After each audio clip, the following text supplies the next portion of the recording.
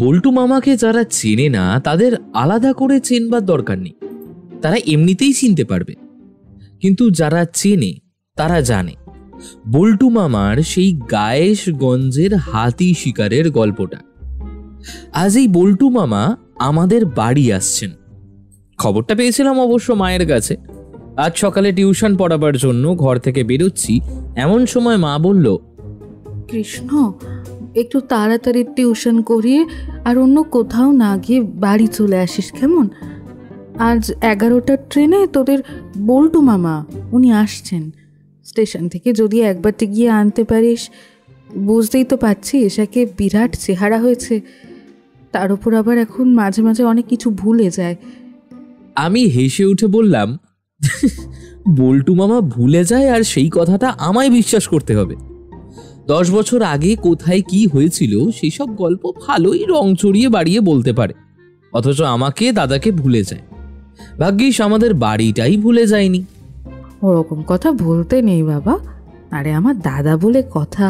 তারপর লোকটা না হয় একটু এখানে ওখানে ঘুরতেই ভালোবাসে, আর সেখানকার গল্প তোদের একটু একটু বাড়িয়ে চড়িয়েই বলতে ভালোবাসে, তার জন্য এমনভাবে বলিস না।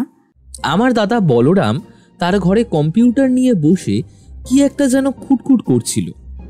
মায়ের কথাটা সম্পূর্ণটাই শুনতে পেয়ে তার ঘর থেকে চেঁচিয়ে বলে উঠল, ওটাকে তুমি আর একটু আধটু বলো না তোমা, একটু আধটু বলো না। ওটাকে বলে নেতাজির সঙ্গে গান্ধীজির তুলনা করা। হ্যাঁ, দুজনের নামে সেই জি আর চোখে চশমা আছে বলে, কিন্তু চুলটা কি হবে? ওটা তো আর বদলানো গেল না। দাদার কথায় আমি হেসে উঠলাম। রান্নাঘর থেকে মা বলল, তোরা দুটোতেই না এক রকম হয়েছিস জানিস তো। বল্টু মামাকে একেবারে সহ্যই করতে পারছিস না, অথচ বল্টু মামা এলে তো তার সঙ্গে সঙ্গেই তোরা দুজন মিলেই লেগে থাকবি। দাদা পাশের ঘর থেকে কম্পিউটার ছেড়ে দরজা দিয়ে বেরিয়ে এলো। রান্নাঘরের কাছ থেকে খুব জোরে একটা শব্দ শোনা যাচ্ছে। আমি বেরোবার জন্য চটি জুতো পরছি, তখন দাদাকে দেখতে পেলাম। খালি গায়ে একটা হাফ প্যান্ট পরে সবে গামছাটা জড়িয়ে বেরিয়েছে। সে রান্নাঘরের দিকে মুখ বাড়িয়ে বলল, সঙ্গ ছাড়তে চাই না কি আর সাধে? আসলে বল্টু মামা এমন গুল মারে যে এসব কথা শুনলে প্রায় মাসখানেক পর্যন্ত বল্টু মামার কথা মনে থাকে। আর তাছাড়া বল্টু মামার কত ফ্যান ফলোয়িং তুমি তো জানোই। আমার বন্ধুরা বল্টু মামাকে অনেকেই চোখে দেখেনি, কিন্তু তার বলা গল্প শুনে তার ফ্যান হয়ে গেছে রীতিমতো। এইবারে বল্টু মামা এলে 2-1 জনকে তো অন্তত দর্শনের জন্য আনতেই হবে। বলা যায় না, বল্টু মামার মুখ দেখে যদি আমাদের বন্ধুদের 2-1টা এমন বাতেলাবাজ হয়ে যায়, তারপরে নিশ্চয়ই তাকে কোনো একটা পার্টির দলে ঢুকিয়ে দেওয়া যাবে। আমি আবার হাসলাম, কিন্তু আমার দেরি হয়ে যাচ্ছে। টিউশনে সময় মতো না ঢুকলে এক ঝামেলা। বেরোবার সময় কিন্তু ঠিক থাকে না, অথচ সময় মতো না ঢুকলেই অনেক কেলেঙ্কারি। তাই টিউশন পড়ানো নিয়ে আমার এক অদ্ভুত অভিজ্ঞতা হয়েছিল। তাকে অদ্ভুত না বলে বিচ্ছিরি বলাটাই বোধহয় ভালো। সে কথা না হয় অন্য একটা সময় বলবো। বল্টু মামার কথা যখন উঠল তখন তার কথাই বলা দরকার। আর আমাদের এই গল্পের মুখ্য চরিত্র যখন বল্টু মামা, তখন বল্টু মামাকে দিয়েই শুরু করা যাক। বল্টু মামাই একদিন বলেছিলেন, সকাল সকাল ঘুম থেকে উঠে তোরা এত এনার্জি নষ্ট করতে যাস কেন, সে কথা আমি বুঝি না। আরে ঘুমোবি রাজার মতো, যখন ঘুম ভাঙবে তখনই উঠবি। এই মোবাইল আর ঘড়ির অ্যালার্ম দিয়ে জোর করে ঘুম ভাঙিয়ে শরীরকে কষ্ট দেওয়ার কি দরকার আছে বলতো? সে কি বলছো বলো তো মামা? সকাল সকাল উঠে মুক্ত হাওয়ার, মুক্ত সূর্যলোকের আলো গায়ে লাগানো কত ভালো বলো তো। ভিটামিন ডি থেকে শুরু করে কত কিছুই না পাওয়া যায়। তোর ভিটামিন ডি! আরে গোটা জীবনটা এমন রুলস অ্যান্ড রেগুলেশনের নামে শিকলে হাত পা বেঁধে রেখে কি হবেটা কি? জীবনে যে কটা দিন বাঁচবি একটু আনন্দ হইচই করে বাঁচবি, দেখিস। তাই বলে আবার নেশা বান করিস না জানো। তবে 2 দিন বেশি বাঁচার জন্য জীবনের বাকি দিনগুলো গোলমেলে করে কি লাভ বলতো? তোমার মতো হাত পা তুলে উড়ে বেড়ানোর সুযোগ যে আমাদের নেই মামা। এই তো কলেজ চলছে, কলেজ শেষ করে চাকরির জন্য ইঁদুরে দৌড়াতে হবে। বাবারে, চাকরি পেয়ে গেলে সে তো আরেক ঝামেলা। সকাল থেকে রাত পর্যন্ত চাকরির পেছনে ঘষতে ঘষতে জীবনটা একেবারে গঙ্গায়। আগে তাও শুনতে পেতাম যে চাকরিতে রবিবার করে ডে অফ দেয়, কিন্তু এখন শুনি ইন্টারভিউ দেওয়ার সময় কঠিন গলায় ইন্টারভিউতে বলে দেয়, আমাদের কোম্পানিতে কিন্তু ডে পে অফ নেই। আরে আমাদের এক বন্ধুর কথাই শোনো না বল্টু মামা, ইন্টারভিউ দিতে গিয়ে যেই ইন্টারভিউয়ার বলেছে ছুটি নেই, অমনি কাগজপত্র সব কিছু কেড়ে নিয়ে বলল কি না, বলি আপনার চাকরি আপনার কাছে থাকুক মশাই, আমি আমার এই সার্টিফিকেট নিয়ে বাড়ি গেলাম। বলি যে কোম্পানি সপ্তাহে 2 দিন ছুটি দেয় না সেই কোম্পানি আমার মতো ছেলেকে হায়ার করতে পারবে না, এই বলে দিয়ে গেলুম। আমি ভেবেছিলাম বল্টু মামা হয়তো দাদার কথা শুনে হেসে উঠবে, কিন্তু গম্ভীর গলায় বললেন, একদম ঠিক কথা বলেছে। আরে আমাদের দেশের প্রত্যেক কোম্পানিগুলোর উচিত সপ্তাহে 2 দিন করে ছুটি দেওয়া। আরে বাবা, ওদের কোম্পানিতে যারা চাকরি করতে আসে তারা তো গাধা নয় যে তাদের পিঠে মাল বইয়েই চলবে। ওরাও তো মানুষ, ওদের দিকটাও তো দেখতে হবে, তবেই তো ওরা কোম্পানির দিকটা দেখবে। সপ্তাহে 2 দিন ছুটি দিলে বাকি 5টা দিন ওরাও ভালো করে কাজ করবে। তা তো করবেই না, উল্টে কর্মচারীদের বারবার চাকরি বদলাতে হয়, আর ওদেরও কাজে নতুন নতুন লোক নিতে হয়। এতে উভয়েরই ক্ষতি, আখেরে কারোরই লাভ হয় না। আমি একটু কম কথা বলি, তাছাড়া দাদা আর মামা যখন কথা বলে তখন আমার চুপ থাকাটাই শ্রেয় বলে মনে করি আমি। কিন্তু আমি বলেছিলাম, তুমি বুঝতে পারছো না মামা, কোম্পানিগুলো তো সেই সব চায় না। যত তাড়াতাড়ি এমপ্লয়ি বদলানো যাবে ততই তো ভালো, কম টাকায় কাজ করানো যাবে। আসলে প্রধান সমস্যা হলো আমাদের দেশের জনসংখ্যা। এই দিকটা নিয়ে কিন্তু কেউ কখনো ভাবে না মামা। ঠিক বলেছিস। আরে এ নিয়ে আমি ভেবেছিলাম বলেই তো একবার আন্দামানে গিয়ে অদ্ভুত একটা প্রজাতির মৌমাছির চাষ করব বলে ভেবেছিলাম, কিন্তু নানা কারণে সেটা আর হয়ে ওঠেনি। যদি সেই মৌমাছির চাষ সম্পন্ন হতো তাহলে আমাদের দেশের জনসংখ্যার নিয়ন্ত্রণ থাকতো আমার হাতে, তোদের দেশের লোকেদের দ্বারা কিচ্ছু হবে না।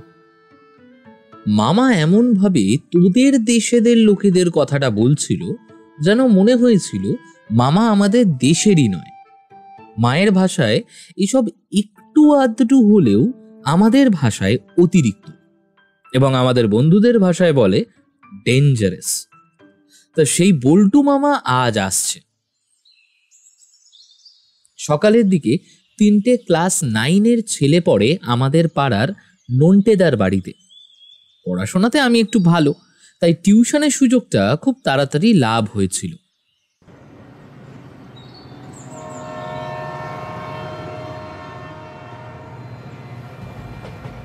এগারোটা ট্রেন, মোটামুটি 10:30টার মধ্যে টিউশনের পালা মিটিয়ে দিয়ে 11:45টার মধ্যে স্টেশনে পৌঁছে গেলাম।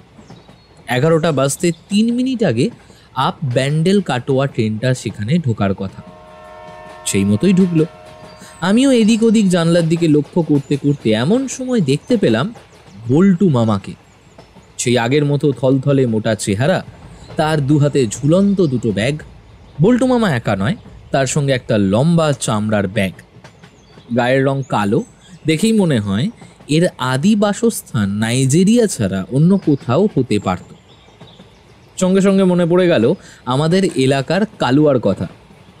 কালুয়ার একটা গর্ব ছিল যে সে আমাদের এলাকায় সবচেয়ে কালো, যদিও ভারত সরকার নাকি আইন করেছে লোকের গায়ের চামড়ার রং বা শারীরিক গঠন নিয়ে কথাবার্তা বলা বন্ধ করে দিয়েছে। তবু চুপি চুপি বলে রাখি, যদি কালোকে কালো না বলি তাহলে কি বলবো? ব্ল্যাক। তার মানেও তো কালোই হলো। কত লোকেরা কালো জামা কাপড় পরতে পছন্দ করে, কালো ঘড়ি হাতে লাগাতে ভালোবাসে, এমনকি ঘর অন্ধকার করে কানে হেডফোন লাগিয়ে নাকি গান শোনার মতন স্বর্গীয় অনুভূতি আর দুটোও হয় না। যদিও সে চেষ্টা আমি করে দেখিনি, অথচ গায়ের রং কালো বললে তা নাকি ভারতীয় সংবিধানের আইন পর্যন্ত গিয়ে পৌঁছেছে। যাই হোক, তাই লোকটাকে আর কালো বলবো না, তার চেয়ে বলি নাইজেরিয়ান লোকটা বল্টু মামার পিছু পিছু আমার দিকে এগিয়ে আসছে। এদিকে বল্টু মামা ধবধবে ফর্সা, আর তার পেছনের লোকটা যাকে বলে নাইজেরিয়ান ব্ল্যাক, দুজনে মিলে আমার দিকে এগিয়ে আসছে। বল্টু মামা তো আমায় দেখতে পেয়ে একেবারে হা হা করে উঠল। বাবা, কত বড় হয়ে গেছিস! সেই যখন এসেছিলাম এই এতটুকু ছিলি, এর মধ্যে কত বড় হয়ে গেছিস! মোটেই না, তুমি যখন শেষবার এসেছিলে তখন আমি সবেমাত্র উচ্চ মাধ্যমিক পাশ করেছি, আর এখন কলেজের সেকেন্ড ইয়ার। ওই হলো, বুঝলি? আরে ছোটরা সব সময় ছোটই থাকে। এই আমার এক পরিচিত বন্ধুর ছেলে পড়াশোনা শেষ করে বিদেশে চাকরি নিয়ে গিয়ে ওখানকার সিটিজেনশিপ পর্যন্ত পেয়েছে, বিয়ে করেছে সেখানে। অথচ যখনই আমার সঙ্গে দেখা হয় তখনই আমি তাকে ছোটবেলার সেই নাম লালু বলেই ডাকি। তার মানে ও তো আমার চোখে এখনো ছোটই আছে। পরে কথায় কথায় জানতে পেরেছিলাম সেই ছেলেটির সঙ্গে বল্টু মামার জীবনে মাত্র দুবার দেখা হয়েছিল। একবার তার 5 বছর বয়সে, আরেকবার তার 35 বছর বয়সে। বল্টু মামাকে নিয়ে পথে নামলাম। বল্টু মামা হাঁটতে রাজি হলো না। টোটোর ব্যবস্থা করা হলো, কিন্তু সমস্যা হলো সেই লম্বা লোকটাকে নিয়ে। সে এতটাই লম্বা যে টোটোতে ভালোভাবে বসতে পারে না। তার মাথা গিয়ে ঠেকে টোটোর ছাদে। এদিকে মাথা বাইরে বার করে রাখলেও তো সমস্যা। আমাদের স্টেশনের কাছ থেকে বাড়ির দিকে আসার পথে রাস্তায় সব সময় ভিড় হয়ে থাকে। পারতপক্ষে সেই পথে আমি একটাও কুকুর দিনের বেলায় দেখিনি। এদিকে রাতের বেলা আর সেই রাস্তা দিয়ে হেঁটে আসা যায় না কুকুরের ডাকের জন্য। কোনো রকমে সেই নাইজেরিয়ান ব্ল্যাক তার মাথাটা বাইরের দিকে এবং শরীরের বাকি অংশটাকে ভেতরের দিকে রেখেছে। উল্টো দিক থেকে আসা টোটোর ধাক্কা এবং একবার তো এক মহিলার বাজারের ব্যাগটাকে প্রায় ধূলিসাৎ করে দেওয়ায় অভিপ্রায় থেকে কোনো রকমে বেঁচে সে অক্ষত অবস্থায় ফিরল। অক্ষত বলাই ভালো, কারণ দুবার তার মাথায় ধাক্কা লেগেছে, আর দুবার তার মুখ থেকে বেরিয়ে এসেছে একটা অদ্ভুত শব্দ, এই কথাটার মানে কি তা আমি তখনও জানতাম না। বাড়ি ফিরতেই কিন্তু বল্টু মামাকে এবং সেই নাইজেরিয়ান ব্ল্যাককে দেখে মা দাদা দুজনেই বেশ খুশি হয়ে উঠলেন। তবে আমি আর দাদা অপেক্ষা করছিলাম বল্টু মামার সেই বিখ্যাত গল্প শুনবার জন্য। বল্টু মামার ব্যাগ থেকে প্রথমে বেরিয়ে এলো রসে ভরা জিলিবি এবং পান্তুয়া। মা সব দেখে শুনে বলল, আরে তোর আবার এত কিছু খরচ করার কি দরকার ছিল বলতো দাদা? তোর তো রিটায়ারমেন্ট হয়েছে, এখন তো নিজেরই কোনো রকমে কষ্টে শিষ্টে চলে, তার মধ্যে আবার এত কিছু। আরে বলছিস কি? আমার 2 ভাগ্নের জন্য আর তোদের জন্য এইটুকু আনবো না? তাছাড়া নাইজেরিয়ায় গিয়ে সেখানে আমি এক আশ্চর্য ব্যবসা করেছি, মাটির তলায় ঘর তৈরি করার ব্যবসা। তাতেই বেশ লাভ হয়েছে তো। এবার মণিকান্তকেও ভাবছি আমার সঙ্গে সেখানে নিয়ে যাব। বছর খানেক থাকতে পারলে 2 হাতে টাকা কামাতে পারবে। এখানে বলে রাখা ভালো, মণিকান্ত সান্যাল আমার বাবার নাম। কি বলিস রে, মাটির তলায় ঘর? তোকে কি আর আমি মিথ্যে কথা বলবো? মাটির তলায় ঘর, এই ব্যবসা করেই তো এখন বেশ 2 পয়সা কামাতে শুরু করেছি। এই তো মাস 2 আগে পর্যন্ত তো নাইজেরিয়ায় ছিলাম আমি, সেইখান থেকেই তো ওর নাম হয়েছে লালটু। বুঝলাম না, নাইজেরিয়ান লোকের নাম লালটু হয় কি করে মামা? তোর যেমন বুদ্ধি বলরাম, নাইজেরিয়ায় ওর নাম ছিল অন্য কিছু, ইন্ডিয়ায় পা দেওয়ার সঙ্গে সঙ্গে ওর নাম বদলে হয়ে গেছে লালটু। যেই দেশে থাকবে সেই দেশের নামটা তো নিতে হবে নাকি? কিন্তু ওকে এই দেশে এনে এখানে রাখতে অনেক কাঠখড় পোড়াতে হয়েছে। এখন একটু বিশ্রাম নিয়ে নি। হ্যাঁ, অনেকটা জার্নি হয়েছে বুঝলি তো, পরে সব কথা হবে। এই তোদের দোতলায় আমার যে ঘরটা ছিল সেটা এখনো ফাঁকা আছে তো নাকি? ওই ঘর তোমার জন্য ফাঁকাই আছে, তবে বিকেলে কিন্তু তোমার সঙ্গে বসবো, তোমার সেই সমস্ত গল্পগুলো শুনবো। বল্টু মামা হাসলো, তারপর 2 হাত ছড়িয়ে আড়মোড়া ভাঙতে ভাঙতে কি একটা খটোমটো ভাষায় তার পাশে দাঁড়িয়ে থাকা নাইজেরিয়ান ব্ল্যাককে বলতেই সে দাঁত বের করে হাসলো। আর ঠিক সেই মুহূর্তে আমার কেন জানি না হঠাৎ করে ফেয়ার অ্যান্ড লাভলি অ্যাডের কথা মনে পড়ে গেল।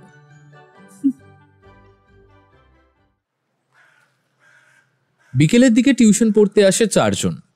প্রথমে বাড়িতেই পড়াতাম, তারপরে অন্য একজনের বাড়িতে ব্যবস্থা করা হয়েছে। এখানে পড়িয়ে যখন সন্ধ্যের দিকে বাড়ি ফিরে এসেছি তখন দেখি মা গরম গরম আলুর চপ ভাজছে। বুঝতে পারলাম বল্টু মামারই ফরমাইশ। বল্টু মামা আদা দিয়ে আলুর চপ খেতে খুব ভালোবাসে। আমায় দেখে মা বলল, ওপরে চলে যা, ওপরের ঘরে বল্টু মামা, তোর দাদার আর একটা বন্ধু এসছে, যা। ও তাহলে দাদার বন্ধু শশধরদা এসছে, আমি ওপরে যাচ্ছি, আলুর চপ হলে পাঠিয়ে দিও। দোতলার ঘরের দরজার বাইরে থেকেই শুনতে পেলাম বল্টু মামার গলা। বল্টু মামা বলছে, আরে এতদিন পরে এসেছি, কত গল্প জমে আছে বলতো, কোনটা ছেড়ে কোনটা বলবো সেটাই তো বুঝতে পারছি না। আপনার ইচ্ছে মতো একটা গল্প বলুন না বল্টু মামা। আপনার কথা ওদের কাছ থেকে আমি অনেক শুনেছি, তা শুনে তো আমি আপনার রীতিমতো ফ্যান হয়ে গেছি। মামা, আজকে আপনি আমাদের এমন একটা গল্প বলুন যা শুনে আপনার কাছে আমার আশা সার্থক হয়ে যাবে। শশধরদা বাংলায় অনার্স করছে, তাছাড়া সাহিত্য বিষয় বেশ খানিকটা ঝোঁক আছে বলেই শুনেছি। তার মুখের দিকে তাকিয়ে বল্টু মামার মুখে এক গর্ববোধের হাসি দেখে আমার বেশ ভালোই লাগলো। আমিও বিছানার এক পাশে বসলাম। নাইজেরিয়ান ব্ল্যাক বিছানার অন্য পাশে একটা লম্বা চেয়ারে বসেছে। তার দিকে তাকালেই কেন জানি না আমার বারবার ফেয়ার অ্যান্ড লাভলি অ্যাডের কথা এবং সেই সঙ্গে ওয়েস্ট ইন্ডিজের মারকুটে ব্যাটসম্যান ক্রিস গেলের কথা মনে পড়ে যাচ্ছে। হাসিও পায়, কিন্তু সেটা সামলে নি, কারণ ওই যে ভারতীয় আইনে কালোকে কালো না বলার একটা মৌলিক অধিকার আছে না। এদিকে বল্টু মামা বেশ জম্পেশ একটা গল্প ভাবতে শুরু করেছে ততক্ষণে। সে অনেকগুলো বছর আগের কথা। একবার কি মনে হলো, ঘর থেকে বেরিয়ে পড়লাম। মাঝে মাঝে আমি এমন করে বেরিয়ে পড়তাম এবং এখনো পড়ি। সে এখন এই থলথলে বডিটার জন্য একটু অসুবিধা হয়। কথাটা বলে বল্টু মামা একবার তার থলথলে ভুঁড়িটায় হাত বুলিয়ে নিল। ভুঁড়িটা এখন এতটাই বড় হয়ে গেছে যে জামা কাপড় পরলে চট করে আঁটে না, তাছাড়া স্পেশাল অর্ডার দিয়ে তার জামা বানাতে হয়। এখন যে গেঞ্জিটা পরে আছে সেটা ভুঁড়ির ওপরের কাছ পর্যন্ত এসে আটকে গেছে এবং নাভির চারপাশ দিয়ে বাইরের দিকে তাকিয়ে আছে। বল্টু মামা এবার বলতে শুরু করলো। একদিন রাতের বেলা সমুদ্রের ধারে এক বালির প্রান্তর বরাবর ঘুরে বেড়াচ্ছি। তবে এখন আর সমুদ্রের জায়গাটার কথা তেমনভাবে মনে পড়ে না। ভারতবর্ষের দক্ষিণ দিকের কোনো একটা জায়গা হবে বোধহয়। গোটা সমুদ্রের তীরে তখন আমি একা। অনেক রাত হয়েছে। সমুদ্রের জলে ঢেউয়ের তালে তালে ফসফরাসের সাদাটে আলো দেখা যাচ্ছে। সমুদ্রের ধার ধরে একা একা হেঁটে চলেছি। এমন সময় দেখি একটু দূরে সমুদ্রের ধারে কে যেন বসে আছে। আমার হাতে ছিল টর্চ। টর্চের আলো সামনের দিকে ফেলতে দেখি যে বসেছিল সে একটা হাত দিয়ে নিজের মুখটা আড়াল করবার চেষ্টা করলো। তবে ওই এক মুহূর্তের আলোয় আমি যা দেখার দেখে ফেলেছি। সমুদ্রের বালির ধারে উঠে এসে বসে আছে একটা মারমেড। শশধরদা আর আমি একসঙ্গে জোরে বলে উঠলাম, মারমেড? মানে মৎস্যকন্যা? মৎস্যকন্যা? তাহলে আর বলছি কি, একেবারে অরিজিনাল। তো টর্চের আলোয় আমি ততক্ষণে যা দেখার দেখে ফেলেছি। আমি সামনের দিকে এগিয়ে গেলাম। মারমেড ততক্ষণে চুপ করে দাঁড়িয়ে আছে। সে জলের দিকে নেমে যাওয়ার চেষ্টা করলো না দেখে আমি একটু অবাক হলাম। বললাম, আর ইউ মারমেড? তারপরেই মনে হলো, সত্যি কি মারমেড কি আর ইংরেজি বুঝবে? তারপরেই ভাবলাম, মারমেডের ভাষা তো আমি নিজেও বুঝতে পারবো না, তাহলে কথা বলবো কি করে? তাই আবার বললাম, আরে তুমি তো মৎস্যকন্যা না? তাহলে এই বালির বিচে এখন কি করছো? আমার মাথা খারাপের তখনও বাকি ছিল। মারমেডকে প্রশ্ন করছি বাংলাতে, কিন্তু এরপরে যা হলো তাতে আমি আরো অবাক হয়ে গেলাম। হঠাৎ মৎস্যকন্যা স্পষ্ট বাংলায় আমায় বলল, আমার আমার ডান হাতে চোট লেগেছে। জলের তলা দিয়ে আসার সময় একটা তিমি মাছের সঙ্গে আমার ধাক্কা লাগে, তাতে এই অবস্থা। চারপাশে কেউ নেই দেখে আমি এখানে এসে উঠেছিলাম, কিন্তু তুমি এখানেতে আমায় দেখে নিয়েছো। মারমেড বাংলায় কথা বলছে সেটা আমি ততক্ষণে ভুলে গেছি, কারণ আশপাশটা একটু আগে অন্ধকার ছিল। আকাশে কালো মেঘ থাকার জন্যই বোধহয় সমুদ্রের ধারে আজ কেউ নেই। কিন্তু এখন সেই মেঘ সরে গিয়ে চাঁদের আলো পড়তে শুরু করেছে, আর সেই চাঁদের আলোয় মারমেডের দিকে তাকিয়ে আমি মুগ্ধ হয়ে গেলাম। সিনেমাতে কিংবা ছবিতে যেমন দেখানো হয় আসলে কিন্তু ব্যাপারটা তেমন নয়। কোমরের কাছ পর্যন্ত মাছের মতো আঁশ রয়েছে। মাথাটাও মানুষের মতো হলেও তার গায়ের চামড়া মাছের মতো, অর্থাৎ তার দুটো হাত থেকে শুরু করে মাথা এমনকি লেজ সবকিছুই মাছের আঁশ দিয়ে ঢাকা। দেখে অদ্ভুত লাগলো।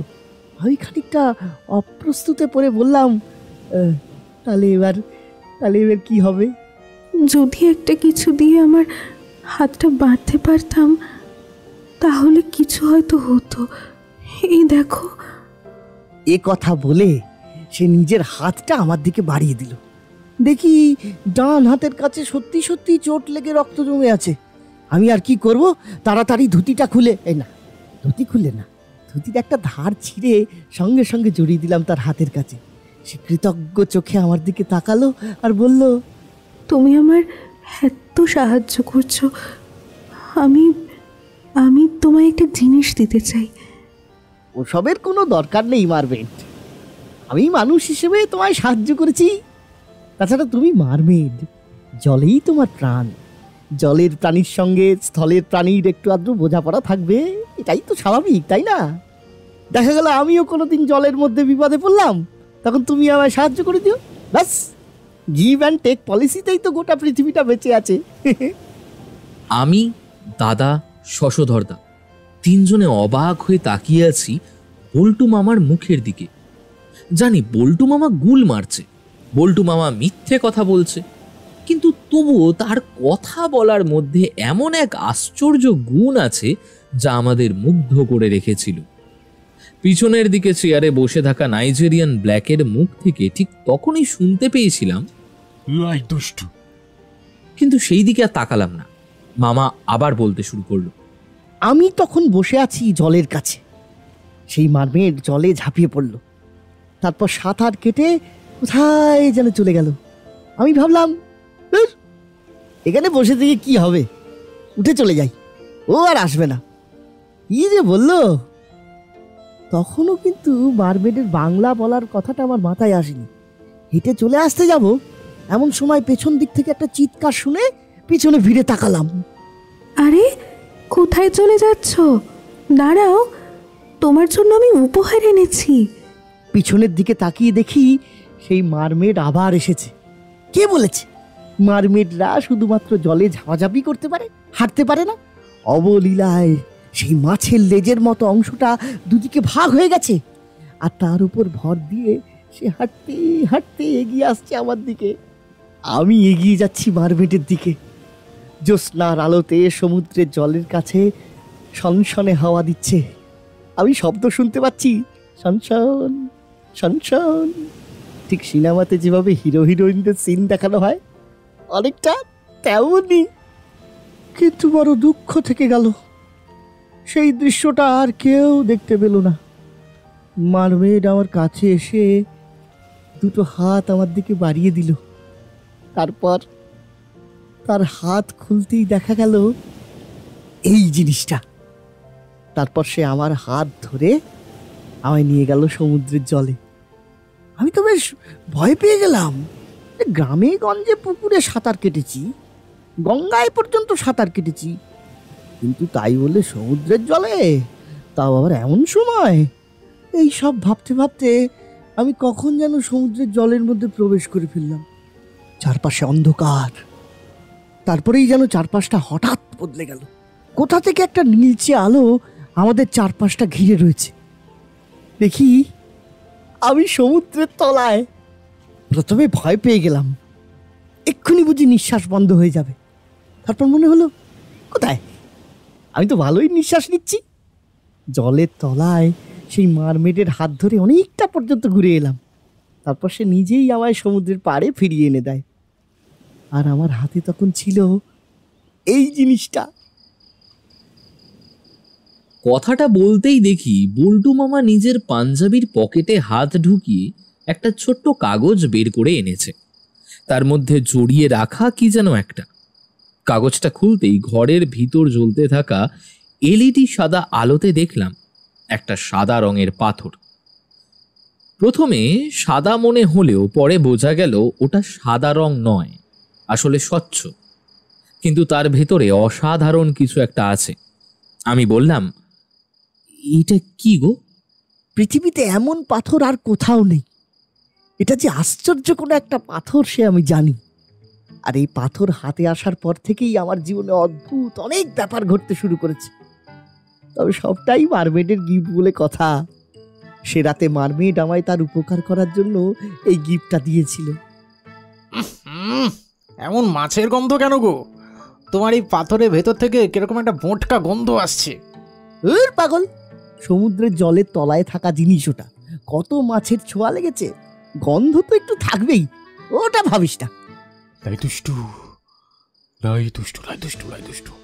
তখন আবার নাইজেরিয়ান ব্ল্যাকের মুখ থেকে সেই আগের মতন লাই দুষ্টু নামের অদ্ভুত কথাটা শুনতে পেলাম। তার মুখের দিকে তাকিয়ে দেখি সে জানলার দিকে তাকিয়ে কি যেন দেখছে। মামা বলছে, সেই রাতে ওই পাথরটা নিয়ে আমি বাড়ি ফিরে এসেছিলাম সমুদ্রের ধার থেকে। মারমেডের কথা আমার অনেক দিন পর্যন্ত মনে ছিল। যে কোনো শুভ কাজে যাওয়ার সময় পাথরটা আমি সঙ্গে করে রাখতাম, আর তারপরেই সব কিছু ঠিকঠাক হয়ে যেত। তাই এইখানে আসার সময়ও পাথরটা সঙ্গে করে নিয়ে এলাম। নাইজেরিয়ায় মাটির নিচে ঘর বানানোর জন্য পাথরটা সঙ্গে করে নিয়ে যাব বলে ঠিক করেছি। তার সঙ্গে কথাবার্তাও তো বলতে হবে, এটা একটা শুভ কাজ। পাথরটা হাতের মধ্যে তুলে সামনের দিকে বাড়িয়ে দেখালো বল্টু মামা। আমরাও উদ্বিগ্ন চোখে সেদিকে দেখছি। এমন সময় দরজায় ধাক্কা পড়ল। বাইরে থেকে মায়ের গলা পেলাম। উঠে দরজা খুলতে গিয়ে দেখি আলুর চপ আর চা নিয়ে মা ভেতরে এসে ঢুকেছে। চা রেখে মা বলল, বল্টুদা, বেশি সময় নষ্ট করো না। কৃষ্ণর কিন্তু বাবা চলে এসেছে। ওদের সঙ্গে কথা সেরে নিয়ে তারপর তার সঙ্গে একবার কথা বলে নিও, কেমন?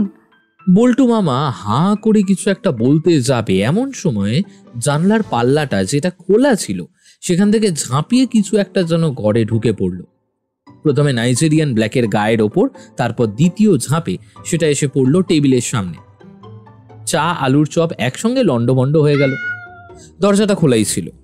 এক ঝাঁপে সেটা দরজার দিকে চলে যাওয়ায় পরে বুঝতে পারলাম ওটা আমাদের বাড়ির পাশে থাকা কালো রঙের বেড়ালটা। চা উল্টে গেছে, সব ছড়িয়ে পড়েছে মেঝেতে। এত দ্রুত ঘটনাটা ঘটে গেছে আমরা সামলাবারই সুযোগ পাইনি। সবার গায়ে চা আলুর চপ ভর্তি। হঠাৎ বল্টু মামা প্রায় চিৎকার করে উঠল, ওরে, আমার সেই লাকি সাদা পাথরটা কোথায় গেল রে? ও পাথর, ফিরে আয় বাবা, কোথায় চলে গেলি রে? সবাই তাকিয়ে দেখি তার হাতে পাথরটা নেই। চা আর চপের শোক ভুলে আমাদের পাথরটা খুঁজতে হলো, কিন্তু ঘরের মধ্যে কোথাও সেই পাথরটা খুঁজে পাওয়া গেল না। অনেক খুঁজলাম, কিন্তু কোথাও নেই। একটা বিড়াল যে ওই সাদা রঙের পাথরটাকে বল্টু মামার হাত থেকে চুরি করে নিয়ে যাবে এইটা ভাবা যায়নি। কিন্তু বল্টু মামার পকেট, এমনকি ঘরের মধ্যে প্রত্যেকটা জায়গা তন্ন তন্ন করে খুঁজেও সেই পাথরটা কোথাও খুঁজে পাওয়া গেল না। শুধু সেই নাইজেরিয়ান ব্ল্যাকের মুখের দিকে তাকিয়ে দেখছিলাম। তার মুখে বোধহয় একটা হাসি। শুধু বারবার মনে পড়ছিল বিড়ালটা যখন ঝাঁপ দিয়ে ঘরের ভেতরে এসে পড়ছিল তখন সেই নাইজেরিয়ান ব্ল্যাকের মুখে শুনতে পেয়েছিলাম আগের সেই কথাটা। লাই দুষ্টু। কেন জানি না সে রাতে সাদা পাথর হারিয়ে বল্টু মামার মন ভেঙে গিয়েছিল। নাইজেরিয়াতে সেই মাটির নিচে ঘর বানাবার কাজ আর সে করবে না বলে ঠিক করেছিল। আমার বাবার সঙ্গে সে ব্যাপারে আর কথাও বলেনি। এরপরে 2 দিন মামা ছিল। আমাদের আরো অনেক আশ্চর্য কথা বলেছিল, কিন্তু বারবার সেই সাদা অদ্ভুত লাকি পাথরের জন্য দুঃখ প্রকাশও করেছিল। তাকে নাকি সেই মারমেড বলেছিল, পাথর তোমার কাছে থাকলে আবার অনেক বছর পর আমি তোমায় দেখা দেব। সমুদ্রের কাছে এসে ওই পাথর হাতে নিয়ে আমায় ডাকলেই আমার দেখা পাবে। বল্টু মামার দুঃখী মুখটা দেখে অবাকই হয়েছিলাম। যদি বল্টু মামা সত্যি ঢপ দিয়ে থাকে তাহলে সামান্য ওই পাথরের জন্য এত দুঃখ পাওয়ার তো কথা নয়।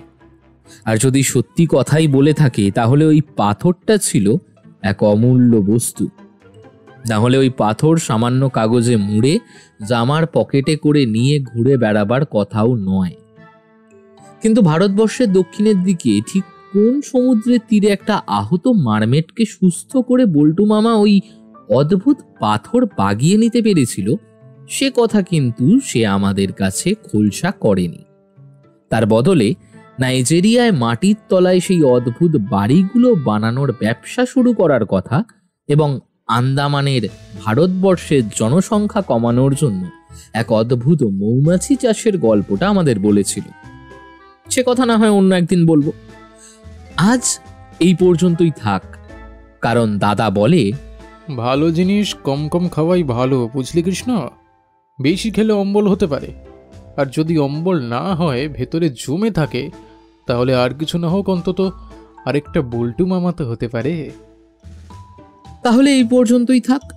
আবার একদিন বল্টু মামার আশ্চর্য গল্প এবং আমার দাদার কথা বলবো না হয়। টাটা।